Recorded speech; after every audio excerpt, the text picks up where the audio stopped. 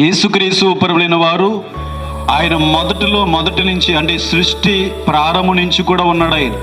అందుకే ఆయనకి పెట్టిన పేరు ఏమిటంటే సృష్టికర్త. యేసుక్రీస్తు ప్రభువైన వారు ఈ మధ్యన వచ్చినవాడు కాదు. ఆయన ఎప్పుడో అనాది కాలములోనే సృష్టి ప్రారంభములోనే ఉన్నవాడు. చాలామంది తెలియక అనుకుంటారు ఈ మధ్యన యేసుక్రీస్తు వారు వచ్చారు అని పొరపడుతూ ఉంటారు.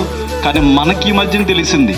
కానీ యేసుక్రీస్తు వారు తన బైబిల్ చరిత్ర మనము చదివినట్లయితే ఆ యొక్క చరిత్రలో, బైబిల్ చరిత్రలో యేసుక్రీస్తు వారు చెబుతున్న మాట ఏమిటంటే మొదటి వాడును కడపటి వాడును అని అంటున్నాడు ఆయన. అంటే సృష్టి ప్రారంభం నుంచి కూడా ఆయన ఉన్నాడు. ఎందుకంటే సృష్టి అంతటిని కూడా చేసిన వాడు ఆయనే. యేసుక్రీస్తు వారు సృష్టికి కర్త. ఆ సృష్టికర్త అయిన దేవుడు చెబుతున్న మాట ఏంటంటే మొదటి వాడును కడపటి వాడును, అంటే సృష్టి ప్రారంభం నుంచి కూడా ఆయన ఉన్నాడు.